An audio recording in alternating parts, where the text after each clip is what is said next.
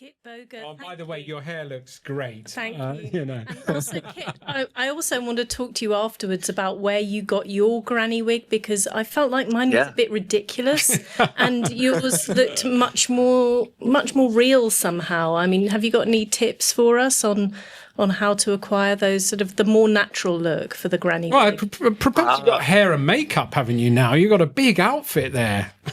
That's funny. People have given me live tips before, because typically what happens, this actually just a few days ago, I was on with a scammer, and suddenly they say something like, join this Zoom meeting, and I'm not prepared or ready for it. And suddenly I'm like, what do I have to do? And so people, when I live stream, have given me tips on like put tape over your sideburns and use foundation on top of the tape.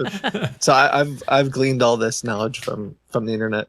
Yeah, oh, great. And congratulations on winning the Global Anti-Scam Alliance Scam Fighter of the Year 2024. And very well deserved. And we all met at the Global Anti-Scam Summit back in, I guess it was October, November time. It was around the election. It must have been November. And you gave a fantastic talk about your work. Does the accolade of Scam Fighter of the Year, is that meaningful to you? Is that something that you're proud of? Oh, absolutely. I think in some ways it reminds me of when I first started doing this internet thing and calling scammers. I remember telling my father that I wasn't doing my software job anymore, and that I was going to be on the internet calling scammers, and he just didn't understand. But That's then weird. How did he react? How did he react to this? I think he just thought I was crazy. Genuinely, and he didn't understand how could there even be any money here? How could I support my family? But then one day I got an interview, and from like a big, I want to say it was like New York Times or Washington Post, something here in the US. And suddenly my dad's like, "Oh my gosh, you're famous." Never mind that I was on the front page of Reddit or had all these views on YouTube. And so similarly, I think for me with GASA, it's like being it's a bunch of my fraud fighting peers. It's a bunch of people that I look up to or work with. And so to be honored and win that award amongst a bunch of professionals fighting the same bad guys I'm fighting, it means a lot to me, as opposed to just random views on YouTube. Can I just also ask, because we're sort of the other way round. We're like former entertainers who have become software engineers, and we're doing a bit of entertaining to try and sort of get back into it and make it. What software were you doing? You know, we've got geeks here who really want to know what you were doing in the background before that. Yeah, I did a lot of like database work. So it was in an era where businesses and enterprise people had a lot of data, and they didn't know how to organize it all for the internet. Wonderful stuff. The real stuff then. You did the real stuff. You did databases. Or you could have some great conversations with the guys here, Kit, about databases, you know, if you really want to live it up a bit. But I also, you know, as you were unpacking some of your scams and scam baiting, there is a lot of technology in there. There's a lot of actual understanding about the client interface and what people are facing. And you were talking about almost some examples of terrible government websites that really are a field day for scammers as you're watching them interact with AnyDesk and things like that. So I can see that your interest in technology is still there. You're not waving goodbye to it.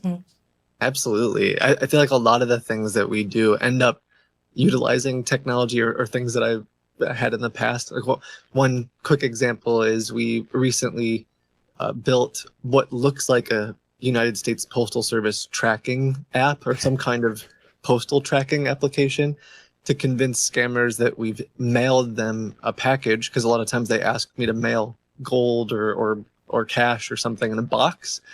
And so I say I used this third-party courier, and in order for them to see the tracking, they have to give me GPS access to their phone. Yeah, great. And and then we know where they are. But like we had to code all of that and use tech from my past. Wow, that's we've been doing some sector analysis at the DNS Research Federation, looking at the relative occurrence of scams and fraud across different sectors.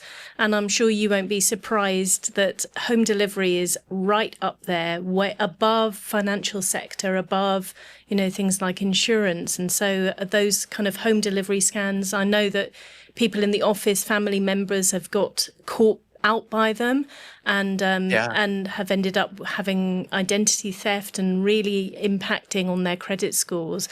And is that one of the most prevalent sort of scams that you're seeing, or are you seeing new trends now? Yeah, I still deal quite a bit with scammers who want crypto or having you go to like a Bitcoin ATM machine or something like that. But I am seeing an increase in them asking for you buying things like gold or like mailing something to them. There's been a handful of reports here, even recently, of someone showing up to the house with Uber or some kind of delivery service, and the person doesn't even realize that they're picking up a package full of basically fraud. This person's life savings are in the box, and they don't even. Everything you're saying just it triggers new things. Before I hand over to Kieran for his questions for you, you mentioned like crypto. We've noticed now. I don't know if you've heard recently at the Global Signal Exchange, we've now got Google sharing their data, and they're looking to share 100 million threat signals. And obviously that's created a whole different game in terms of figuring out what's happening out there. And we're noticing stuff like Coinbase and stuff are becoming real areas where scammers are going in there with fake domain names and really luring victims using some of the big crypto brands. And I'm sure you're seeing that growth as well. Oh, absolutely. Like anytime they can latch on to something that you trust, they're going to do it. I just this week, I was even going on Facebook and social media sites, and you can find the same thing where they'll make, official Coinbase support type usernames and social media accounts.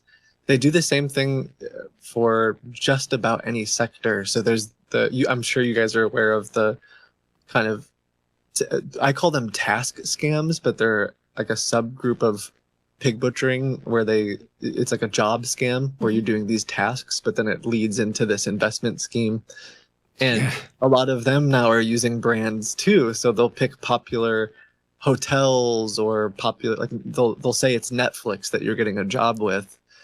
So yeah, absolutely. The impostering. We find it really prevalent everywhere, and we found it with events as well. With the CrowdStrike outage, we found Microsoft, CrowdStrike, black screen of death, fix it. Anyway, Kieran, you had some. Well, yeah, I think we're not sharing the joy that it is watching, Kit's videos. And, some of the other people. It's the things, and I've been down wormholes to the point where I think, oh my God, how long have I been watching these things? But it's you've got scammers calling up, and then you're cutting to like footage of them and say, your name's not really Richard, is it, Rakesh? And I'm going, what? Who are you? Yeah. And then you've got Kit's thing is like, because of the wigs, is like pretending to be a doddery old woman and driving them absolutely up the wall, because you're like, oh, was that 4-2 what, darling? And getting it wrong, and then them screaming abuse down the line because you've ruined they think they're going to get £100,000 in the dollars, and they're not. So we need to share the joy and the madness of that approach, which is a lot more fun than just sort of the slightly dry fraud fighting. A question I have for you is often, I've seen some of the videos in which you're at the receiving end of someone yelling abuse at you for quite a long time, and you laugh it off. But I do wonder, what do you do? It must take a toll. What do you do to sort of shake off the stress of being yelled at for hours? Good. That does happen. I think over the years I've started to, like, it doesn't matter to me at all. Like they're empty threats, right? When early on, there were some scary times. I remember the first time a scammer said that they were going to, murder my family, and and they said, like, I know where you are. I know you're using a Mac and all this stuff. And I was using a Mac, and this was like very early on, 8 years ago. And I remember thinking, what if they do know where I live? What if they are going to come murder my family? And I got very nervous. But as time has gone on and I realized that I'm being, safe about this, I know they're just upset and they're yelling any profanity. It's to make them feel better. So at this point, I just kind of feel joy. Like I've done a good job. But Kit, I'm really struck in the videos, how quickly the scammers get nasty and show real stress, and you're brilliant.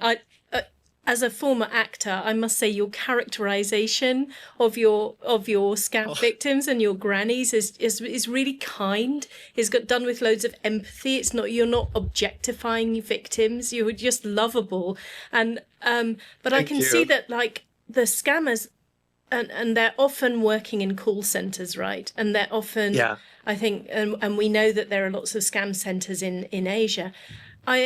Do you think that it speaks to the pressure that a lot of these scammers are under? I know they are criminals perpetrating crimes on victims, but they themselves also seem to be under incredible pressure.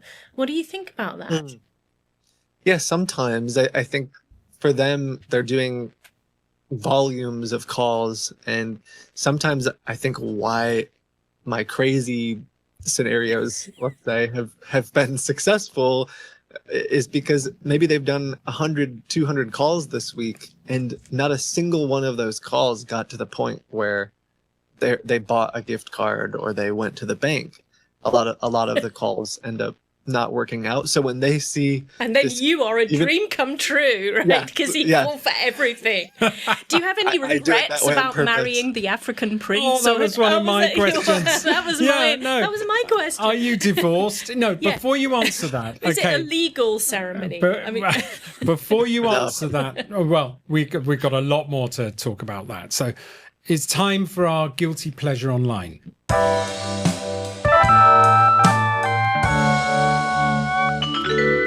KITBOGA, what is your guilty pleasure online? There is a subreddit called, I'll call it Poopy Robots, but it starts with an S. And it is just robots being really bad at their jobs. For example, like robots that are supposed to play soccer and they just miss the kick and fall over. They're just terrible at soccer. Oh, you know what? Terrible. Yeah, can I put my boast in? Because unlike KITBOGA, I don't get the kind of followers and interaction that Kit gets. But last week or the week before, my daughter cut a 30-second shot of me talking about a robot. And suddenly, when you're talking about scams and fraud, that's one thing, unless you're dressing up in a wig, with shades. But when you're talking about a robot, suddenly everyone on Twitter and TikTok are going nuts about it because it's a robot, and they really love crap robots. They love robots that are really hopeless at their job or they work all night. So what is it called again? Shooping or something? I called it poopy, but it's the S word. It's the bad word. Right, okay. Subreddit. You got into Reddit recently. Thank you very much. That's a good one. We'll look out for that. I'll put Mark in there.